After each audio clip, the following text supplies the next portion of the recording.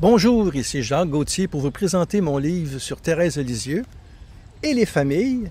Thérèse de Lisieux, Parole d'espérance pour les familles, qui paraît en pleine année de la famille, qui va se terminer à Rome le 26 juin 2022. C'est le pape François qui a décrété cette année-là.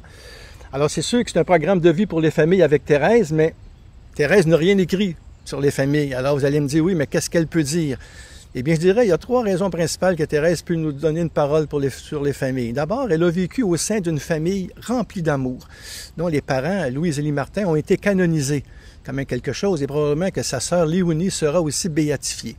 Deuxièmement, c'est que Thérèse, elle a été maîtresse et novice, donc éducatrice ses novices, et dans ce qu'elle écrit, dans ce qu'elle dit à ses novices, eh bien, on peut appliquer ça aussi aux familles où elle parle d'éveiller au désir de grandir dans la liberté. Elle est très pédagogue, Thérèse, envers ses novices. Et pour la dernière raison aussi, c'est Thérèse, elle a quand même proposé une petite voie de confiance qui peut se vivre très bien dans les familles et les couples, où Thérèse nous invite à supporter avec douceur nos imperfections. Alors là, mes amis, c'est déjà tout un programme pour les familles et les couples, ça. Alors c'est ça, comme je disais, Thérèse comblée d'amour, dans une famille unie pour qui la sainteté se vivait au quotidien, et une famille qui a vécu des deuils et des épreuves aussi.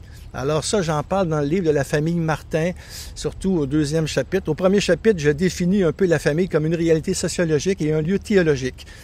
Alors vous verrez, c'est très important de bien définir la famille et après ça, voir qu'est-ce que Thérèse a à nous dire. Thérèse aussi, elle parle du vrai de la vie, avec ses blessures pour aller à Dieu, vers les autres.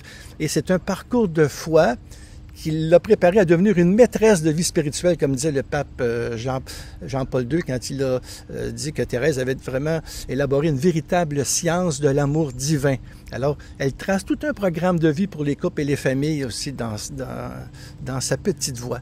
Et aussi, eh bien, je dirais que il y a des attitudes intérieures qui sont très valables encore aujourd'hui, où Thérèse nous parle d'accueillir l'autre tel qu'il est, surtout à commencer par les plus faibles, à nous pardonner mutuellement.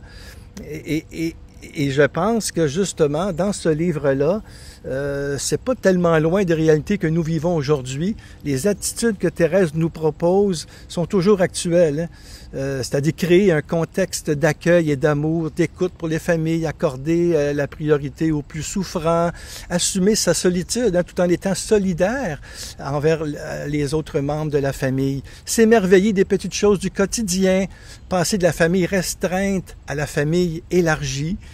Alors voilà, une parole d'espérance que Thérèse nous propose, que je vous invite à lire, à découvrir dans ce livre publié aux éditions des Béatitudes et aussi aux éditions Novalis au Canada. Alors, bonne lecture!